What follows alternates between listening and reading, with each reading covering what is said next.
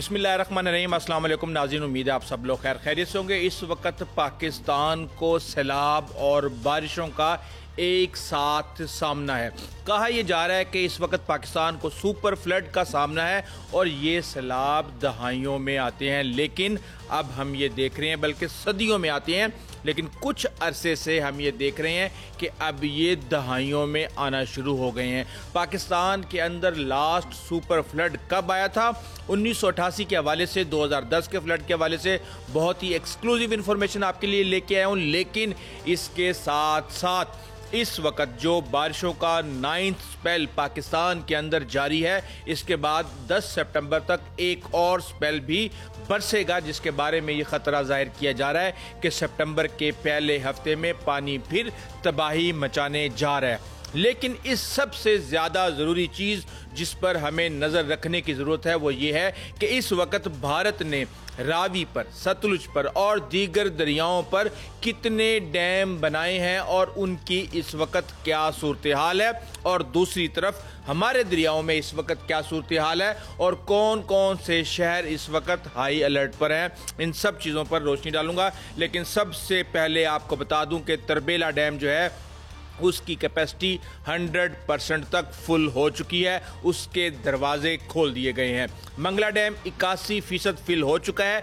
जबकि सतलुज जो कि दरिया इस खित्ते का सबसे बड़ा दरिया कहा जाता है, 1450 किलोमीटर पर यह मुहित है और इसमें रूपी, स्पीति और दरियाए ब्यास जो हैं, ये 3 दरिया इसके अंदर आके गिरते हैं और उसके बाद ये फिर पाकिस्तान के अंदर दाखिल होता है। लेकिन इसके ऊपर कुछ डैम भी बनाए गए हैं, जिनमें से एक बकरा डैम है। अब ये बकरा डैम वहाँ पे हम ये देख रहे हैं कि दरियाए ब्यास के अंदर शदीद तुगयानी आई हुई है। बड़ी बड़ी बिल्डिंग्स को वो सैलाब उठा उठा के अपने पानी के साथ बहाए ले जा रहा है। लेकिन यहाँ पे हमें देखते हैं कि इस वक्त बकरा डैम की जो कैपेसिटी है वो 1670 फुट है और इस वक्त 1680 फुट पानी उस डैम के अंदर मौजूद है, जो कि इंतहाई खतरनाक लेवल पर पहुंच चुका है। यही वजह है कि हमने देखा है कि गंडापुर सिंह पे कुछ देर पहले, चंद घंटे पहले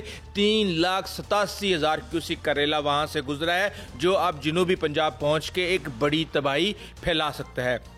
इसके साथ यहाँ पर एक पोंग डैम है जो कि लिमिट जिसकी 1390 फीट है और ये भी इंतहाई ख़तरनाक सतह पे इस वक्त मौजूद है और 1390 फुट पानी उसके अंदर मौजूद है। इसका मतलब ये है कि तमाम तर पानी अब भारत जो है वो पाकिस्तान की तरफ छोड़ेगा। इसके साथ हम जब दरियाए रावी को देखते हैं तो रावी के अंदर हमने ये देखा था कि माधोपुर हेडवर्क्स जो है वो तबाह हो गया, उसके 4 दरवाजे पानी के अंदर ही बह गए। अब इसके बाद भारत के पास ये कैपेसिटी मौजूद नहीं है कि माधोपुर से वो पानी रोक सके। लेकिन अगर हम रावी के ऊपर जो डैम बना हुआ है, रंजीत सागर डैम जिसको थीन डैम भी कहते हैं, वहाँ पे इस वक्त सूरत हाल ये है कि डैम की कैपेसिटी 1729 फुट है, लेकिन इस वक्त उस डैम के अंदर अपनी कैपेसिटी से 1 फुट ज़्यादा यानी 1730 फुट पानी मौजूद है। इसका मतलब यह है कि रावी में भी पानी आता जाएगा और कहा यह जा रहा है कि 3 सितंबर तक जो इस वक्त बारिशों का शदीद स्पेल जम्मू कश्मीर में और इंडिया वाली साइड के ऊपर जो हो रहा है, वहाँ से पानी नीचे आएगा और 3 से 5 सितंबर के दरमियान लाहौर को फिर ख़तरा महसूस होगा। इसके साथ ही जब हम देखते हैं कि क्या हमें यह बताया जा रहा है कि जनाब ये सारे का सारा हमने मौसम को बर्बाद करके और क्लाइमेट हैज़र्ड की सूरत में ये सारा कुछ हो रहा है, तो क्या तारीख के अंदर वैसे तो सैलाब नू का भी जिक्र है और भी बहुत खौफनाक सैलाब गुजरे हैं। इसी सिविलाइजेशन यहाँ पे जहाँ हम मौजूद हैं पाकिस्तान के अंदर, मोहनजोदाड़ो तहजीब जो है वो भी दरियाए सिंध की मौजों का शिकार होके बिल्कुल दफन हो गई थी।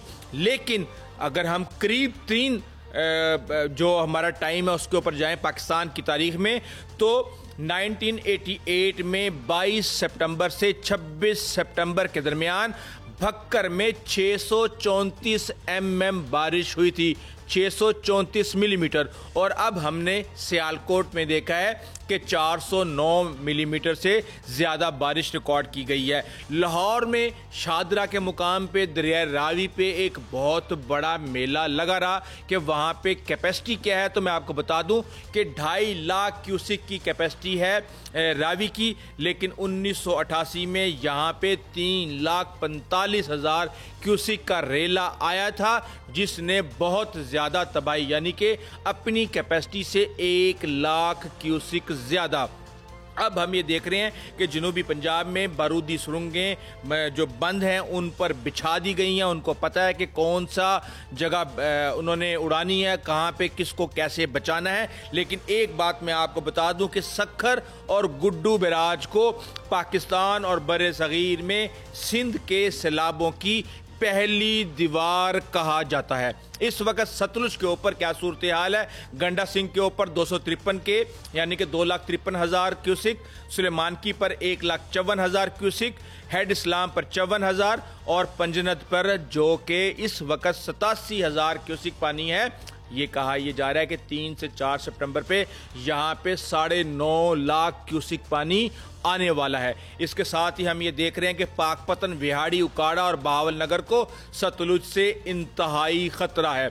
रावी की बात करें तो जेसर के मुकाम पे 93 के यानी कि 93,000 क्यूसिक, शादरा पर अब ये 2,20,000 क्यूसिक से नीचे आके 1,03,000 क्यूसिक पे पानी आ चुका है।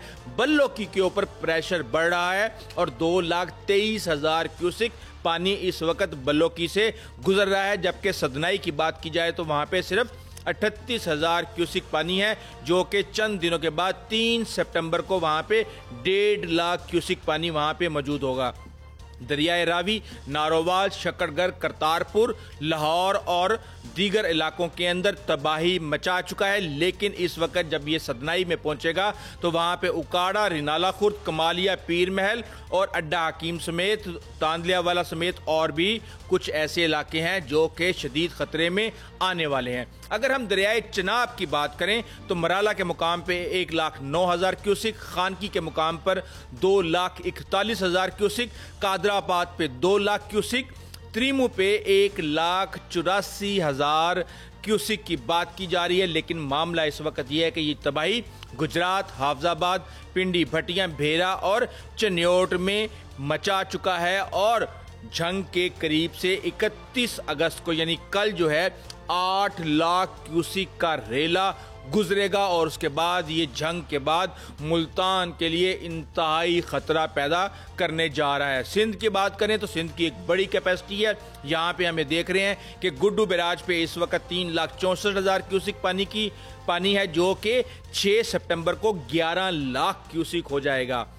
अगर इसी तरह हम सक्खर बैराज की बात करें तो यहाँ पे 3,10,000 क्यूसिक पानी है, लेकिन ये भी तकरीबन 7 सितंबर को 11 लाख क्यूसिक हो जाएगा। और कोटरी बैराज जो है समंदर में गिरने से पहले जो आखिरी बैराज है वो है कोटरी बैराज, वहां पे भी हैदराबाद के करीब 265 यानी 2,65,000 क्यूसिक पानी उसमें चल रहा है और 9 सितंबर को यहाँ पे 10 लाख क्यूसिक जो है पानी हो जाएगा। हम ये देख रहे हैं कि दुनिया में इस वक्त अगर देखें तो दुनिया के सबसे बड़ा अंदरूनी दरियाओं का निज़ाम जो है वो इंडस बेसन है और यहाँ पे हम देखते हैं कि 1950 के बाद तकरीबन 22 सैलाब पाकिस्तान के अंदर आ चुके हैं और 2010 के फ्लड को सुपर फ्लड कहा गया था।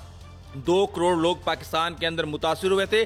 43 बिलियन डॉलर का पाकिस्तान को नुकसान हुआ था और इसके साथ ही हमें देख रहे हैं कि कुदरत का अपना एक निज़ाम है और आम तौर पे जो किसान हैं वो इस बात को समझते हैं और वो ये बताते हैं कि जब कभी भी सैलाब आता है तबाही तो वो एक दफ़ा ले आता है, लेकिन उसके साथ वो ज़मीन को एक नई जिंदगी दे के जाता है और अपने साथ वो इंतहाई ज़रखेज़ी लेकर आता है।